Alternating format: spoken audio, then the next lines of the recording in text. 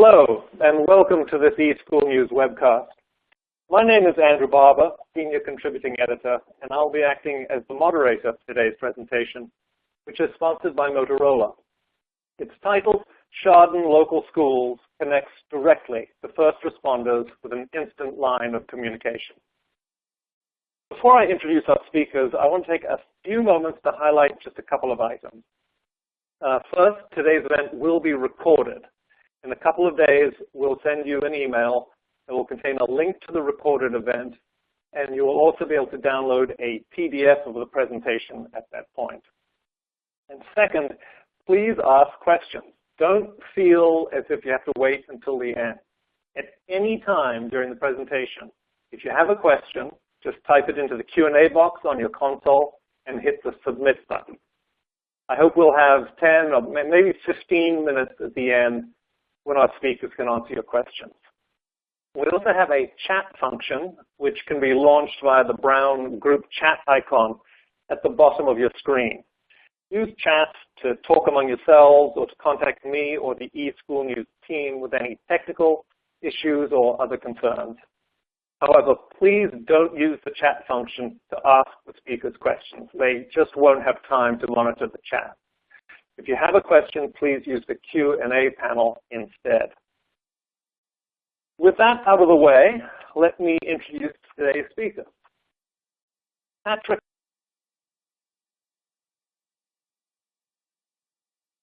Hobby is President and CEO of QDS and SchoolSAFE Communications based in Colorado.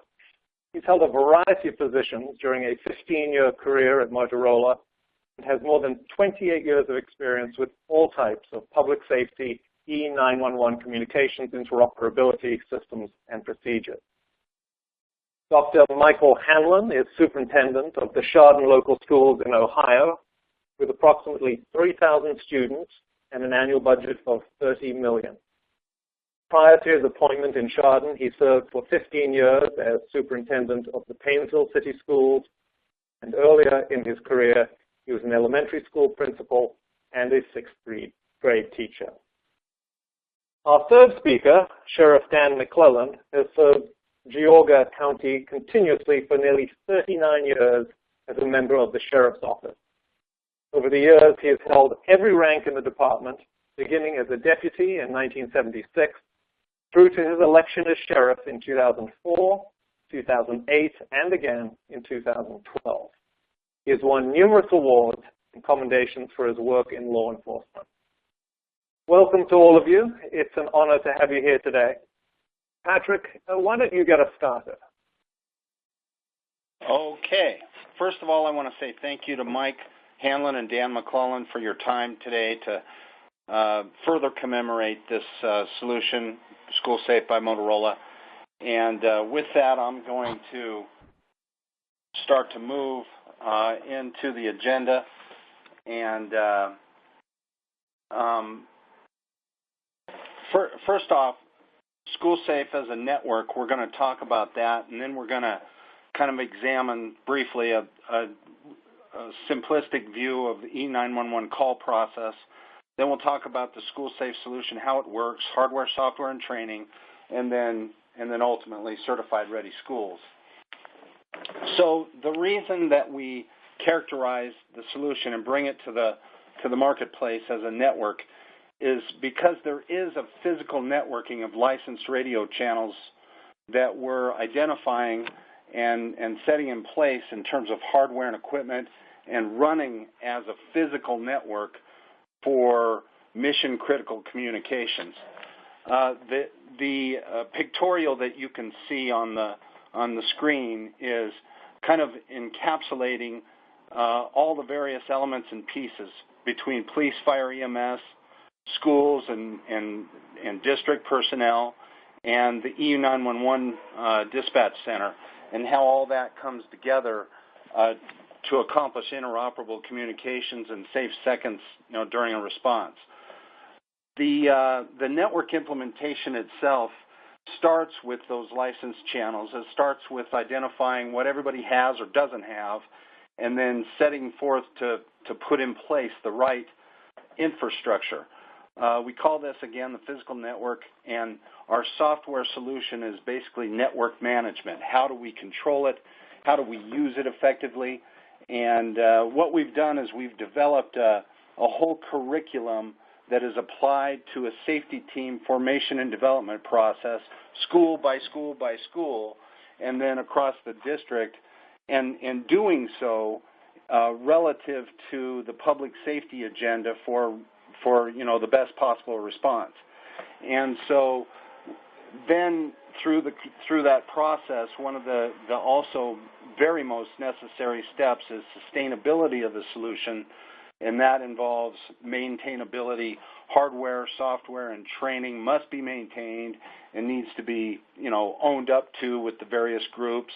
And so the ultimate goal is certified readiness, putting in place a procedure, putting in place a memorandum of understanding and SOPs and SOGs, the type of tools that public safety is accustomed to for how safety services are provided to the public. So I'm going to just kind of step through a 911 call process, basically, and this is simplified, because there's basics, and then there's always situational differences about where the call is coming from and things like that. But basically, that's the trigger for us. That's when we are ready to roll, and so we'll talk a little bit about that timeline as I go here. But basically, what we're trying to accomplish is being able to provide situational-based information very effectively, directly, using the right tool for the job, two-way radio, for delivering and receiving those messages. Could be there's two people involved instead of just one, or we heard shots fired 15 minutes ago, but we haven't heard anything since. And again, it's very situational. If it's a EMS and medical only related incident, something like an event of that nature, then the actual information would be different. So basically, what we're doing is we're looking at making that call process go much smoother, to where we're shortening the time space of the middle manning and the repeat and resay and that kind of stuff, allowing field command to go direct with the school team that's ready, that's capable and demonstrated that way, and then building on the actual curriculum and training for the schools, and then applying that through actual exercises and such. So how does it work? Basically, what the physical network is doing is it's bridging together local area radio with wide area radio. And so back on this right tool for the job concept, basically local area radio meets the needs of a couple of custodial staff, for example, that are going to work with a lunchroom to ready that space for a wrestling tournament later that day. And so that kind of communication is very, very necessary in that day for that school, is best served when the radios that are being used for that hour or however long that event of readiness for the wrestling tournament is going to take is just direct and not going through radio infrastructure that's been put in place for district services like transportation, and certainly not the kind of comm communications that you would want, through public safety infrastructure and such. So the solution hardware is providing connectivity, providing a connection between local area radio and wide area radio, and doing so in a broadcast-only functionality. So we're not taking that audio and converting it to IP technology and then sending it over networks in the internet. All of our audio is local, and it's combining wide area radio with local area channels. So the physical network gets optimized to achieve optimum coverage and capability for that success of that communications. basically, how does it work? The local area radio is bridged together with the wide area radio, and then your school, and our focus is the school itself and a safety team there with district personnel that are also spooling up, ready to, part of the response to that school, and then, of course, professional public safety, again, with wide area radio needs being bridged in. One of our agendas with this physical network and network management is to keep that group very tight. We just want the boots on the ground. We want the people who have information that's relative to the scene to be able to communicate effectively with the responders that are involved and can impact that scene. So we're not trying to bring in 14 or 15 or 25 or 75 other people from a state, for example. We're trying to keep it tight and keep it very functional. So basically a technology tower gets installed at every school, and that tower looks kind of like you can see on the slide here, and I'll come back to that a little bit, but that's a hardware piece, and we'll talk a little bit about what that physical device looks like and what it's doing. But this is in the category of hardware, software, and network management and that kind of thing. And so basically, when dispatch logs into the system or is continuously logged into the system, the software looks like what I have up for you right now. The question is, who can turn it on and off? That's basically part of the SOP or part of the agreement of how that needs to work. And typically, public safety doesn't want anybody just coming up over one of their radio channels in a we need help type of a form or fashion. And so this has to be a controlled thing, and that's part of the procedure. That's part of the the understanding of the program and how the curriculum overlays to. We have awareness, operability, and interoperability type curriculum that is applied to the public safety piece, but to the school and district piece as well, and it's different in each case. And so who can turn it on and off? It's based on that initial trigger that gets this very first part of the situation to become known. What we're driving for is illustrated on the next slide, which is a timeline of events. Basically, this is where we live in the first seconds of an event of any kind that rolls up to a 911 call, of starting to get that response going for that event. So we have incident affected the school, 911 call placed, units assigned, determination made to use SchoolSAFE. This is where we live, and we strive to this whole first piece of activation can happen very, very effectively in the first 30 seconds of an initial call that's relative to a school when we have done our job and we have training in place and people know what's going on. So this is a look-see of the equipment, the physical network that gets installed at the school. It's network enabled, it's remote controlled, and there's physical radio gear in there. The software of how it looks gets optimized school by school, and then gets optimized for the dispatch center on how they want to see the schools and or districts. We have basically school view, district view, state view, county view, E911 PSAP view, and these different views are the customization parts that are put in place so that it's very, very, very simple. So public safety dispatchers are only looking at a screen that has the schools alphabetized. They pick it, they turn it on, and it just goes that simple. So the curriculum is quite extensive. It's annual, and it's broken into the various groups that are part of interoperability relative to the school and district. So we've got everything from the very beginning of an understanding of process and for handling incidents, ICS, NIMS and ICS knowledge, and then it goes through establishing radio the high-value 911 call as opposed to what is known to be, 911 call process local to PSAPs. And so we come in and we work to try to affect that call process and get it to be as optimized as possible through the curriculum.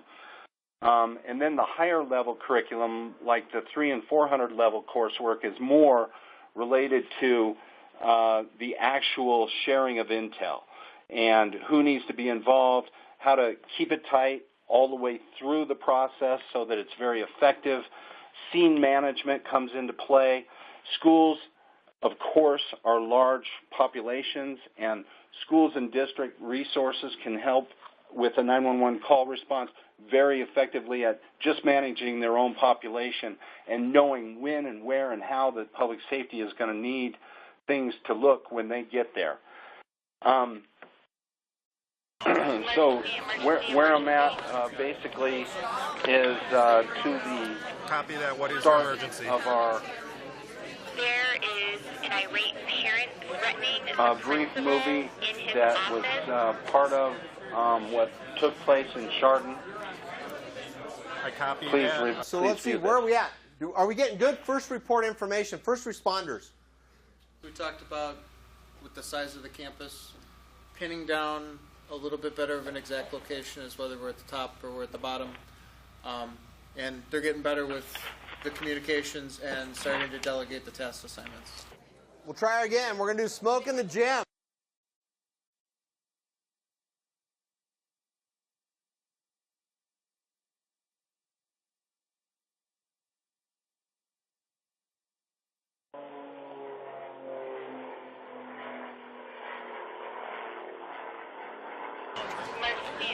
Emergency. Copy that. What is your emergency? There is an irate parent threatening the principal in his office. I copy that. So let's see, where are we at? Are we getting good first report information, first responders?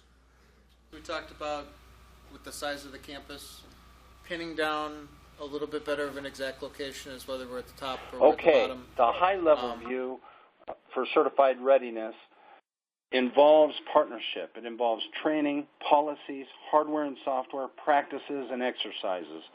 The whole idea is to have schools that are certified ready for interoperability, and that's a local certification that involves keeping the system maintained, hardware, software, and training so that public safety and all those stakeholders are totally on board. And that's been our goal in Chardon Schools.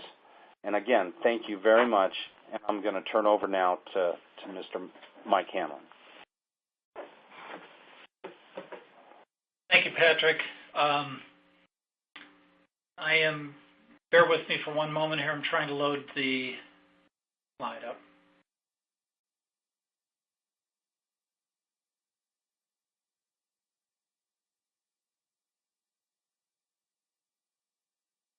There we go. Again, thank you. Appreciate the opportunity to speak on behalf of the implementation of SchoolSAFE in the Chardon Local Schools.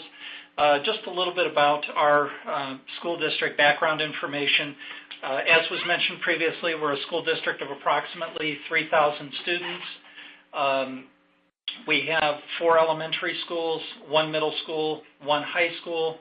Our geographic area in our school district is about 88 square miles, so we are fairly well spread out, a larger community, some rural and some city-based. We also have 3 areas within our school district, a couple of areas that are covered, one by a city police department, the Chardon Police Department, another area that is covered by the Geauga County Sheriff's Office. So we had to develop some articulation among those entities as well as the various fire responders that work with our schools to make sure that we had an articulated communication plan within the overall implementation of SchoolSAFE.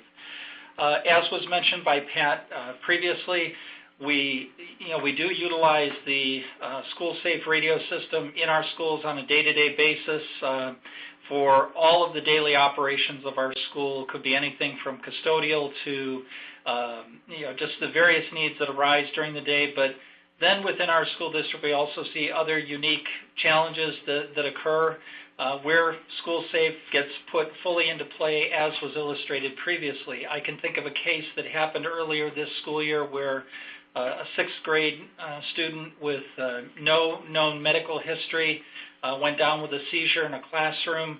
It was prompted a 911 call, and we used SchoolSAFE exactly as was illustrated previously to respond to that particular concern, provide information to the first responders as they were arriving at the school, and we were able to control everything from the medical condition of the student to the optimum door for the first responders to arrive to make sure that we brought treatment to that student immediately. Within the scope of our implementation, we have approximately 250 radios distributed among the various buildings in the school district. The radio users are, as I mentioned, distributed throughout the school, but we also have within each school building, as a component of our training, the creation of incident control teams. Those ICT members are typically our building principals, building secretaries, assistant principals, custodians, those people that are out and about in the building all day and are freer from regular classroom responsibilities, that are able to, and typically pressed into service when we do have an incident that occurs at the school. Those are the individuals that are part of that initial incident control team, and they are have been trained in the protocol for handling those particular incidents so that we have effective communications going on, not only among the ICT members, but then out to the first responders as they may be responding to our particular site. The MOTOTRBO radios are the radios that we have implemented in the school district, and again, as we've discussed previously, we use those for all of the regular day-to-day responsibilities in our building. And an important thing that we've learned in our school district is that Chardon Schools, unfortunately, back in 2012, went through a school shooting. And what we learned through that experience is that cellular devices and other lower-powered radio devices tend to be overwhelmed pretty quickly during those particular incidents. The features of the MOTOTRBO radio and the SchoolSAFE system give us a much more stable and reliable communication platform in the district than we previously had. Again, as another aspect that I would speak to, and it was demonstrated previously, is the ability to create the bridging. And as Pat described, while the first responders control bridging to the actual units that may be responding to a site, our building administrators and I have the ability to create bridges among the facilities within our school district. So, for example, if I wanted to bridge the middle school and the high school for a particular evacuation exercise, I have the ability to do that right from my desktop, and the radio systems in those two buildings are communicating to each other, and those building administrators and ICTs have the ability to talk to each other as they implement that particular program. Another aspect that has been mentioned previously, but what I can emphasize, is the impact of the SchoolSAFE training. We committed approximately 3 days of training to have our incident control teams and extended staff in each school building sit down along with our first responders, and they were, again, all of the local first responders, the sheriff's office, police department, fire departments were all very gracious to have their staff involved in that training. And it was an excellent curriculum for us to go through, from the first phase being the awareness of the radio systems and how those work, to the concepts of operability within our sites, and then the highest level implementation, the interoperability as we interface with first responders to our particular building. We, in addition to that curriculum that allowed us to become a certified site, we have continued to extend that training and practice as we have moved forward as a district. So to give you an example of that, most schools across the nation are required to conduct some form of safety drills on a regular basis. We incorporate now SchoolSAFE radio scenarios into those safety drills that we conduct. So we use them to actually process through, follow the protocol, make sure that staff have the experience with how to implement that in the face of a real emergency. And we also take that one step further because our first responders actually maintain that strong commitment to the system.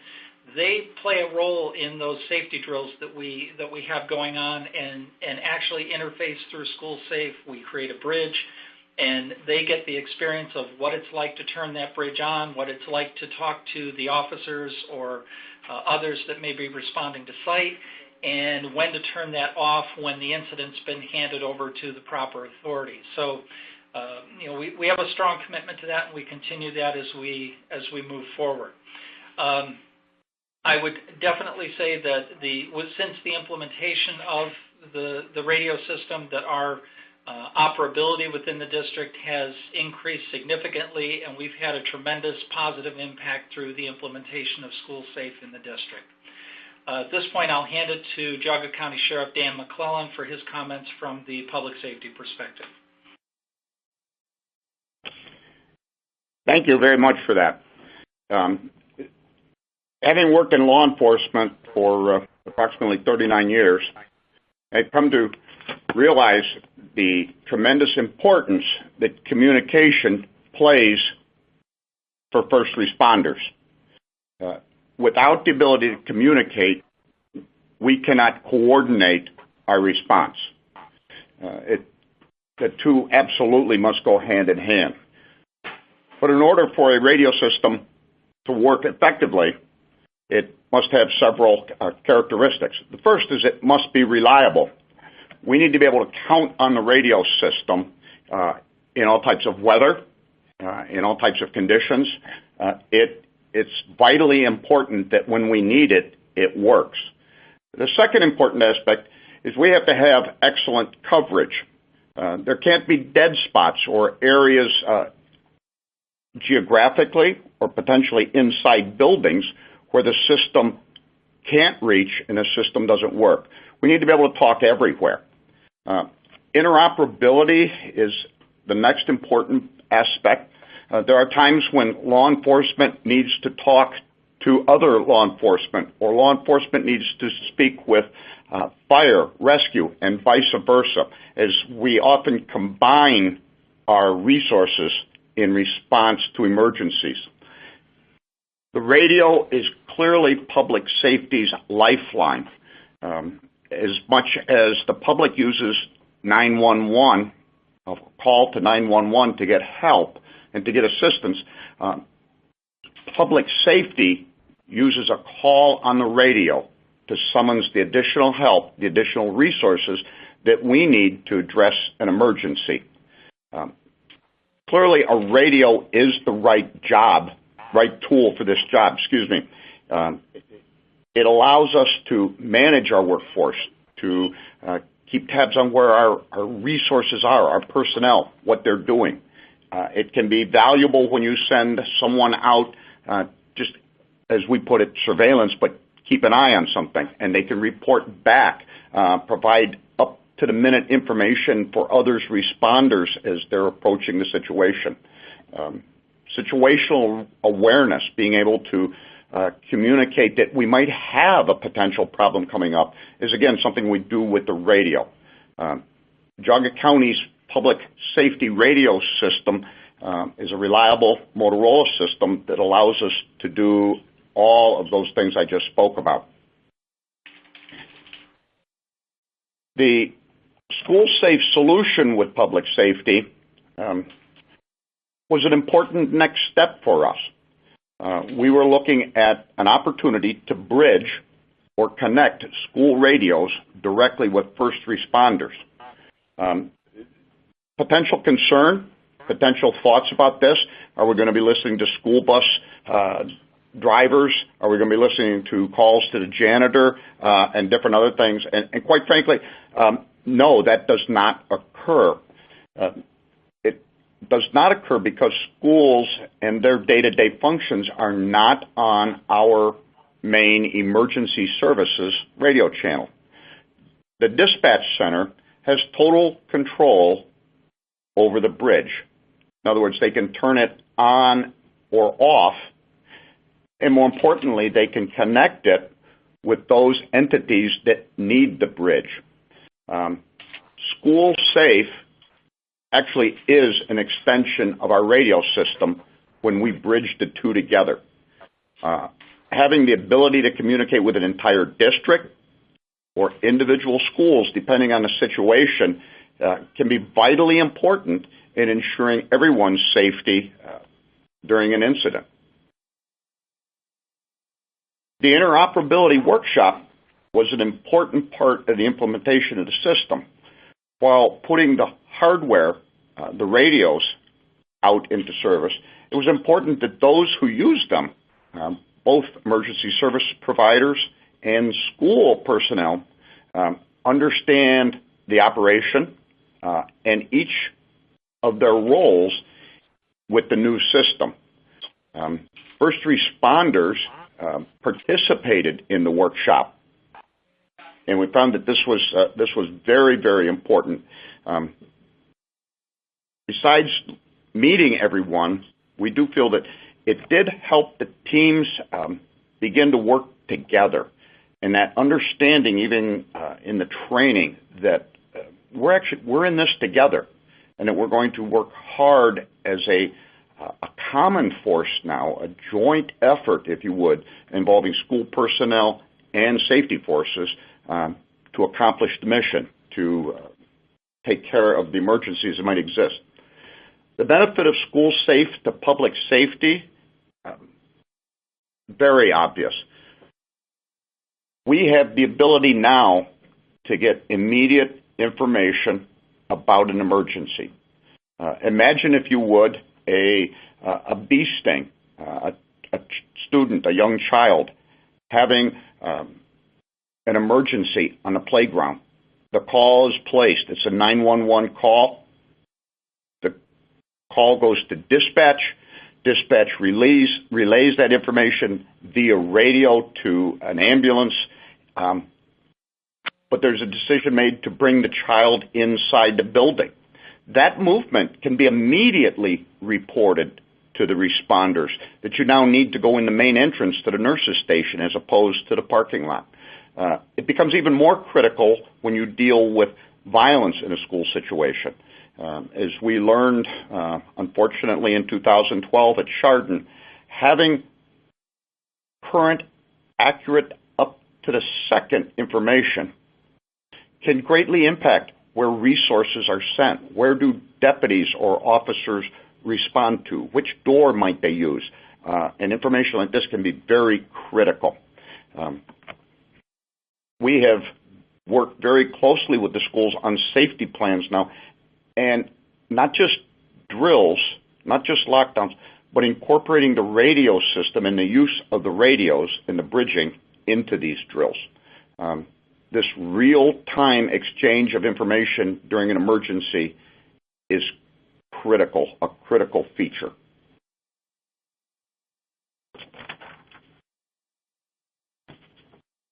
With that, I'd like to thank you for the opportunity. And again, the SchoolSAFE, the bridging, has provided us a very necessary tool for us to use in dealing with those unfortunate emergencies that may occur at our school. And as much as we'd like them to not happen, it is imperative that we be prepared for the if and when they do.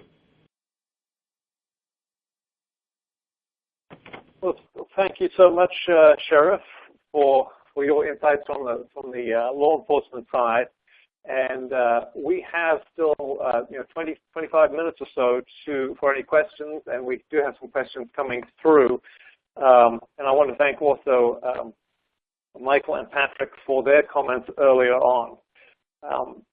let's get to the questions now. And Michael, I'm going to turn to you first. At least from Chardon's point of view, when you installed the system, how did you make the decision about who on campus gets the radios, and how did you work through that whole situation? Yes, that's a great question. First off, the initial members of our incident control team were those people that were typically on our safety response teams in previous school safety plans. These are people that generally are moving about the building or do not have a classroom responsibility, principals, secretaries, custodians, other people like that that have more access to the building. The second thing that we attempted to do was then to create a safety perimeter within the building using kind of a system of going around physically around the building and assigning radios around the exterior and kind of key locations in the building so that we created a safety net, if you will, within that building. So those were the two steps to determine placement of the radios. The other piece that I would mention is that when we went through the implementation, we had to think a little bit about the use of channels. Obviously, you don't want radio talk to interrupt instruction in a classroom when it's radio discussion of needing a delivery of paper or something like that. So we had to develop a system where classroom radios were on one channel, but when the incident might be occurring, that there was then an assignment of responsibility to go to that channel and instruct classroom radio holders to switch over to the emergency response channel. So we had to think through that aspect of it as well. Okay. All right. Now, Michael, let's stick with you for this next question, and then Sheriff McClellan, maybe you could also chime in on this. How has having interoperability between schools and public safety impacted that relationship? What effects have you seen? Initially, I would say that we enjoyed an excellent working relationship with our first responders prior to the implementation of SchoolSAFE, and I would add that this has only strengthened that working relationship. I think that having, as the discussion of the safety drills and safety scenarios has been outlined during this presentation, that continues to build discussion about how we can ensure safety within our school buildings and work together to think about the eventualities that might happen in a school safety scenario. And so that relationship has only grown stronger through the ability to communicate more effectively. And I would absolutely agree with you, sir. We did enjoy an excellent relationship, a sharing of information, et cetera, but the SchoolSAFE radio system has added to that. Again, because of drills, because of our respective roles in the community, we certainly were aware of each other. We knew each other. But to be able to have that ability to immediately talk and share information and help ensure a more prompt, appropriate response, whatever the emergency was, has greatly enhanced that. I'd like to add that a lot of my employees, a lot of deputies here at the Sheriff's Office, as well as other officers within the county, we have family that attend these schools as well. And there's a little bit more confidence as parents, not necessarily as police officers here, but as parents, knowing that that instant communication, that effective ability to get information to those who need it when they're responding to an emergency is a tremendous peace of mind. Perfect. Well, Sheriff, let me stick with you with one follow-up. During the presentation, you talked about how dispatch makes the decision about when to turn the bridge on, and that it has the ability to define which groups it bridges to. Did you, when you install the system, do you have to develop a set of protocols for dispatch as to when those bridging decisions are made and how they're made? How did you handle all of that? We obviously had training with regards to how to establish the bridge, etc., the mechanics of it, if you would. But we use much the same criteria that we use when dealing with other emergencies. Our dispatchers are authorized to connect both for request, should it be the school request, or law enforcement or fire need to get information to the school as well. I can see where not just a response to school property, but a situation nearby, a neighboring home, a neighboring business, up the road, a situation where we need to get effective, clear information to the school concerning that situation. Could be a place where we institute the bridge and not just the school calling for it. So I would say it's probably a general rule of thumb. It's common sense. When either side needs to know what's going on with the other, we use the bridge. Great. Well, thank you for clarifying that. Patrick, why don't we come back to you? And we have a question from the audience about how many schools or districts are participating with SchoolSAFE right now. And then a follow-up to that would be would districts or schools in close proximity to one another be able to join together to participate in SchoolSAFE? Yes. Well, again, I guess on the last part of that question, there's a practical layout of schools and districts and a structure already in place physically, and the SchoolSAFE system deployment is following those lines that are already drawn, where 911 calls are going to go first, and then where they're going to go secondly if there's a secondary dispatch center involved. And so it's very much a local set of questions and answers. A local decision needs to be made. And those questions and answers are part of this curriculum. We're working right from the very first conference call to discuss implementing the SchoolSAFE network. We're starting the thought process of, well, how do we need this to work? How do we need it to work? Because at the end of the day, we're going to fly back to Colorado, and Motorola's there. That this is a local solution. Dan and Mike and the staffs that are in place, that are parents in the community, they have a very, very strong feel. For example, the solution there in Chardon also involves private schools, completely private schools that are, not all managed by a single district. And so, that impacts decisions about, well, how does this system need to work? Do we want to have separate login processes because it's a private school, or can a private school be part of the alphabetical listing for a district that it's geographically within? And so you might have a PSAP or a public safety entity say, well, absolutely, my folks just look at that school as an alphabetized different school on the list, and we don't want to have a separate system. And yet, if you go to another area of the state or of a county, being separate might make a complete sense.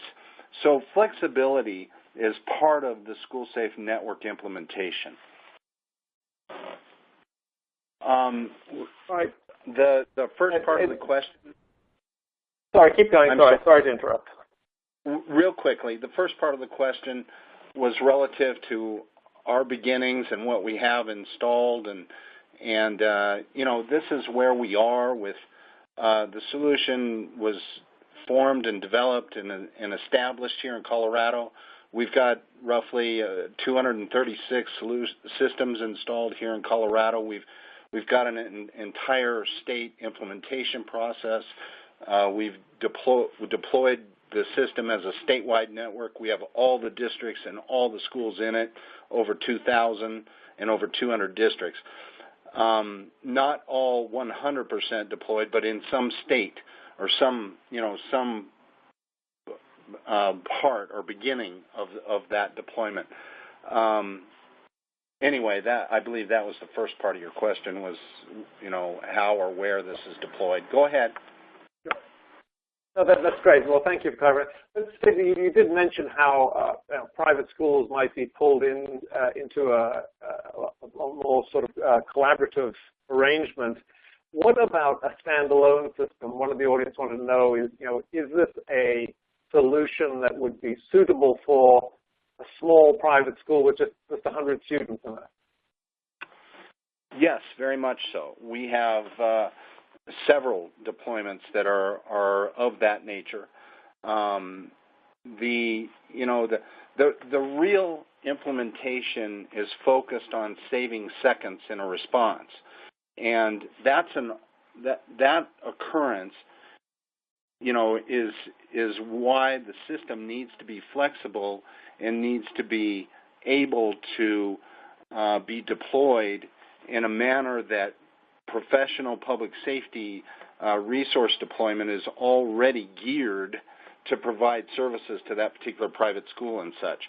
So, yeah, we deploy the physical network, technology towers, and the master site controllers in a methodology to support small, medium, and large deployments. Like I said, from a single campus, private school location, all the way to a statewide deployment. Dispatch can initiate the bridge as well as regardless of the size of the school, basically. Okay.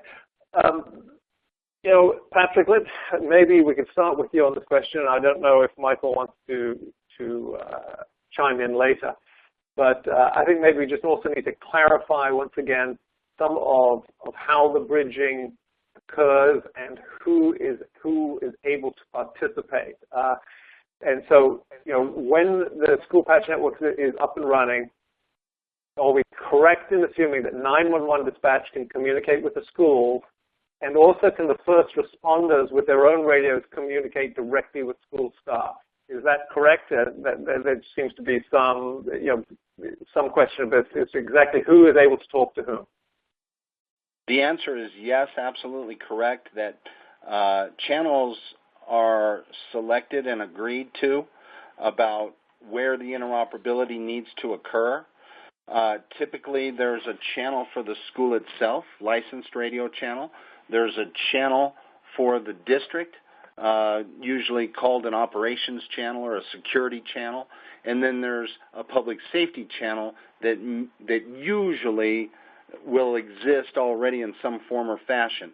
We're usually deployed on a mutual aid channel or a tactical interoperability channel, maybe a RIC channel or an emergency channel, as some of the names that are typically how we find them, and then they become the SchoolSAFE channel that is used. And this is part of training so that the actual officers that could be different on any given day or situation are aware of where that interoperability can occur on their channel plan, on their radio right on the belt. And so that's a very important piece to this, is how we build it. The decision makers need to be involved, and then how we deploy it and how we train accordingly. I guess to sum it up, 911 dispatch initiates public safety bridge to the district and all schools. District can initiate school-to-school and school-to-district bridges. Perfect. Andrew, if I could jump in there as sure, go ahead, Michael. Thank you. I noticed one of the questions also related to whether or not there was concern about when that bridge was created, if there would be too much traffic on the school's end, people stepping all over each other to communicate. And what I'd like to emphasize that I think is really important, and we practice this, is that when that bridge is created and the school radios can speak to the first responders, for example, the case where the student went down with a seizure, the nurse was in the classroom speaking to the ambulance, EMS, as they were responding to the scene at the school and telling them what was going on. But we really are able to control the school end of the traffic by our training protocol, which really emphasizes that we have an incident control team and an incident control manager. So once that event is occurring, there's an incident control manager that takes command of the situation, and they are the primary radio traffic, and they're talking to the other people that are involved on the radio and getting information or assigning duties and tasks, but they are the manager of that particular incident. They serve as the, if you will, the traffic cop of all of that radio traffic that might be happening around the incident. And we drill the staff to get them to understand that, the incident control manager is the person in charge of the event. And if they're not talking to you, you're not talking to them, wait and make sure that we have relevant information so that we're handling the flow of information very well. And I think that's an important piece when that bridge is created. That's how we control it. All right. Michael, why don't we just follow up from there, and then Patrick, maybe you could talk more generally about this. But can you talk about how long the installation and training took from the beginning of the installation until it was ready to go? I know that you're in a district of 3,000 students, and perhaps afterwards Patrick can talk about maybe the range in other areas, smaller districts, larger districts. But what happened in Chardon in terms of getting ready and getting it up and going? Certainly, it was very efficient. The installation of the equipment, I think, was accomplished in all 6 of our buildings in about a 2-week span, give or take. And we have some older buildings, so they had to deal with some of the mechanical idiosyncrasies of buildings that are fairly old, and now there was a lot of legwork prior to that to make sure that we had the ability, how many repeaters did we need, for example, in the high school, or how many towers did we need in the high school to make sure we had adequate coverage, because that's a larger facility. So they did the background work, but the actual installation was about 2 weeks. And training, the primary commitment was about 3 days worth of training, and then from there we have continued to do that, support that and sustain that on our own. And just to chime in, exactly right with Dr. Hanlon is the implementation. It involves doing a little bit of analysis work up front relative to the implementation from the frequency issues, because we can get into a waiting period to get license channels in place that if and where they're not. And then, but the physical network can go in fairly quickly. We've got an install and we've got to optimize at each building, and then we start to deploy the training. Part of that answer as well is relative to our deployment and our solution development with Motorola involves, formation and development of resources that are a ready team to work with the Motorola infrastructure. Because the solution is very local. We're not local here in Colorado to Ohio, and so through the Motorola partnership, we were able to tag in and work with a local solution provider that is a Motorola partner, and then we could, get this information we needed to do design work up front and plan for the installation and train and work with the Chardon Communication Services organization that we could work with for that deployment and for that install and everything else, and as well training. And so that's a key role and a key part to the listeners to know that we understand very well that this is a local solution and that it must be deployed locally, and fully supported locally. And so hats off to Motorola in recognizing what we had done here in Colorado and helping us build this North America-wide program. Patrick, for this next question, I'll address it to you, and maybe Sheriff McClellan, you may have some experience with this as well. But one of the audience members wanted to know about how you eliminate dead spots. In their situation, they have a Motorola system that covers 348 square miles of the county with several towers, and they have dead spots inside most of their schools, particularly in 2- and 3-story schools. Do you have a solution for how they can get around that?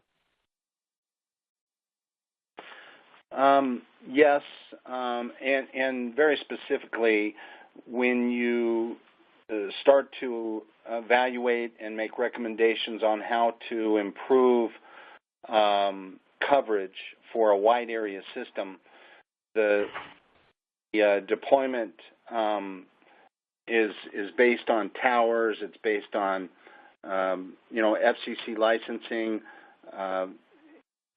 information about what's available and how strong the signals are, and so we have to analyze that local location and what everybody has, and then focus on that building specifically. We recommend a bidirectional amplifier type of solution for general public safety based radio enhancement, and public safety backbone expansion, if and where needed.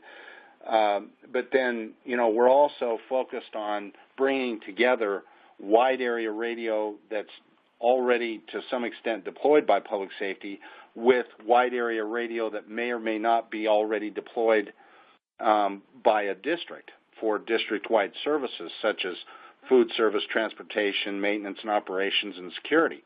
And so Motorola has a deep portfolio of wide area solutions that are feature-rich for those specific platforms. For example, Dan's public safety community radio system needs are different feature sets and different coverage requirements than the district, for example, transportation for the district. So anyway, our solution brings that all together at the actual building site. And so if radio doesn't work inside the building itself, that's one of the first things we're identifying and bringing the need for solution improvement or development there to fix those problems. In many cases, part of the SchoolSAFE solution and or in advance, so that we already have excellent radio to work with at that location.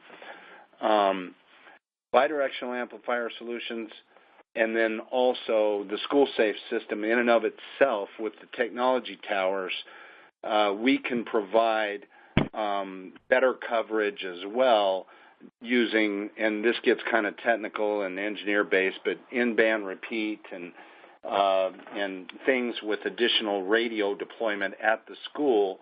We can, just, for example, achieve 95% or better coverage for public safety on a localized, tactical-based channel, and we can, tie that with a wide area channel that we can get signal off the roof of the school, for example. So it gets kind of compound, complex when you get into radio design, at least for our call here today. But we definitely have a lot of flexibility and a very good set of recommendations to make in those areas. All right. Well, we have probably time for one. Sorry, Sheriff, did you want to pipe in? No, I was just going to chime in a little bit with that. I think that the concern over dead spots or radio coverage, those are addressed in the planning and in the engineering stage of the program. Whether you have a wide area system, as the safety forces may use, Jogga County is a little over 400 square miles. We have a radio system that provides us coverage throughout that. We also have equipment in place, for example, in our jail, which is a challenge at times for radio signals to penetrate properly. Just by construction, electronic needs, other sources of interference. And we've used engineering and hardware equipment to ensure that even in a difficult situation like a jail, that we have communications there as well. So it's part of the planning upfront process. All right. Well, thank you for adding that. And that is all the time that we have left today. We've gone through the entire hour. If we didn't get to your question, someone from Motorola will follow up with you directly to provide you with an answer. So as we wrap up, I want to thank Patrick Hobby, Dr. Hanlon, and Sheriff McClellan for their excellent presentations and for a very interesting Q&A session at the end. And I'd also like to thank Motorola for its support. One final reminder, we will send out an email to all attendees when the recording of the webinar is ready. And thank you. This concludes today's webcast. Goodbye.